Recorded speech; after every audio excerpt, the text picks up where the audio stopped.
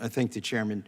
I'm troubled here by your new rule defining what a firearms dealer is or engaged in the business of selling firearms. Isn't the purpose of it, or won't the result be that more people will be defined as being engaged in the business of selling firearms? The purpose of the rule is to effectuate Congress's definition. Congress expanded the definition 2 years ago in the Bipartisan Safer Communities Act. What's the result going to be? The result is going to be, I hope, increased compliance with Congress's statute. The result is going to be subjecting more American citizens to the treatment that Mr. Malinowski unfortunately received from our federal government, which is you want to get more warrants to serve these no-knock raids on people who have not been convicted of anything, yet may be convicted on their doorstep to death.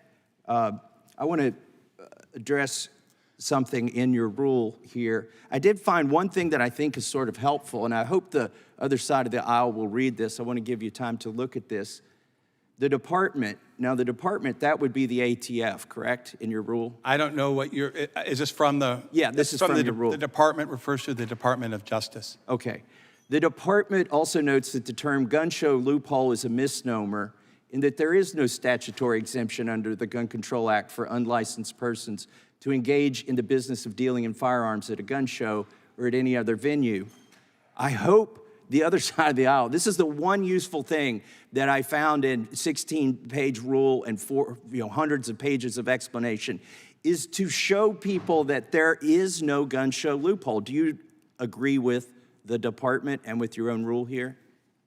I agree that Congress never said, and has never said, and hasn't said now, didn't say before this, that somebody who is engaged in the business, those are the words there, can do that without a license depending on where they sit. But people have encouraged the perception, and we have seen an increased level of non-compliance among people who are either intentionally or otherwise breaking Congress's statute. The only people encouraging this perception is the left side of the aisle and the media. There is no gun show loophole, and I'm glad you finally admitted that. Now I want to get to something else. I've said that publicly, and there never was. Okay, thank you. I want to get to something else in your opening statement, and maybe you want to read it back if it's written down. Can you tell me the fact that you were expressing or claimed that there are more that firearms are leading cause of death for children?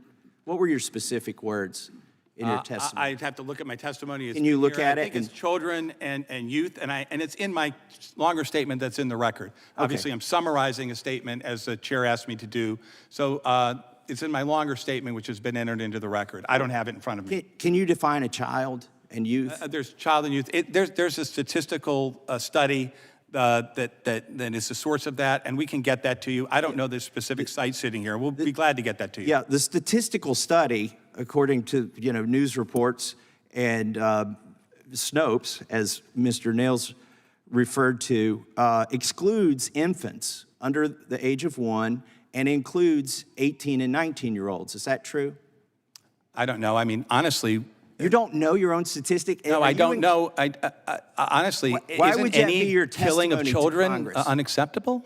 Any killing of any person is unacceptable, except in self-defense. Are you including if a 17 or 18 or 19-year-old gang member came to a person's door and tried to attack them, that was self-defense? Are you including that in your statistic? Congressman, firearms violence is a huge... Yeah. No, I'm not going to let you make your public service statement. I want you to defend your sworn testimony. Are you claiming that 18 and 19-year-olds are children in your statistic? Again, you have my statement. Yeah, I have it. I'm asking you to explain it. Here's my other question. How many 18-year-olds who've committed a gun crime have you suggested be prosecuted as a minor? We are a law enforcement agency. We're not the prosecutors. Okay. And in the federal system, how many have you served? How many have you gone after? Okay. The federal, respectfully, 18-year-olds. We investigate crimes shoulder to shoulder with local law enforcement. Are 18-year-olds children or are they adults? Each state has its own under rules the gun laws as to when juveniles are prosecuted. Federal gun laws. Federal laws as you may know, federal laws with respect to the prosecution of juveniles are exceedingly difficult. And you're correct that prosecution of juveniles, if you're implying this as adults, is rare in the federal system. Here's the reality. And juvenile crime, reclaiming my time. crime is an increasing problem. Wants to jump from California. Reclaiming my time. Look, you're including in your statistic, whether you know it or not, 18 and 19-year-olds, but you would never claim that those are minors in the context of gun prosecutions. And the only way you can get the number of deaths attributable to firearms above other causes is by excluding under the age of 1 and including 18 and 19-year-olds, particularly gang members, and including self-defense. So with that, I yield back. Someone yields back. The